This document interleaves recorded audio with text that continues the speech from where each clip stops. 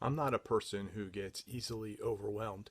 In fact, a lot of times I compare myself to the Robert Duvall character in Apocalypse Now, where the bombs are going off around him, everybody's hitting the deck, and he's just standing on the shore looking out at the surf, oblivious to all that's going on around him. Although I'm not a person who gets easily overwhelmed, I have found myself in the past couple of years getting a little bit more overwhelmed than I've been used to. And I realized recently that it's because I've been taking on bigger projects than I've taken on before. And having all of those different things outside of my comfort zone, and that's the big key point, is that these are things that are outside of my comfort zone. Taking those on has become more overwhelming to me than I expected and from what I've experienced before.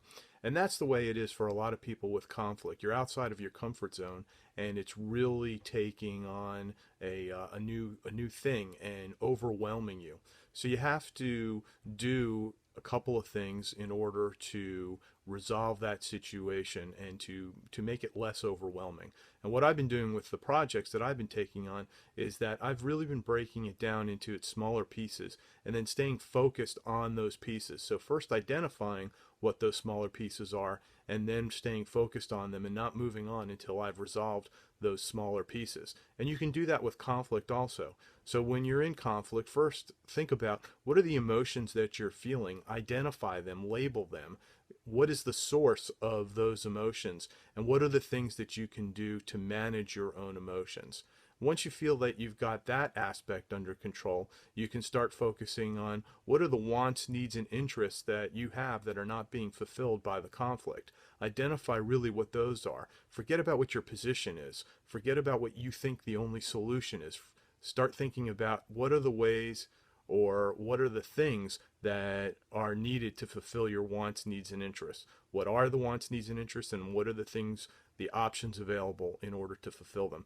And then apply that also to your negotiation partner. What do you think are their emotions? How can you help them resolve their emotions? What do you think are their wants, needs, and interests? Have you listened to what they say their wants, needs, and interests are? Do you understand it? What are options available that match both of your wants, needs, and interests and their wants, needs, and interests? So break it down into the smaller pieces. Don't let the conflict overwhelm you by looking at the whole forest. Look at the trees. Get a hold of them and feel like you have mastered the pieces before you move on to the next piece. Have a great day.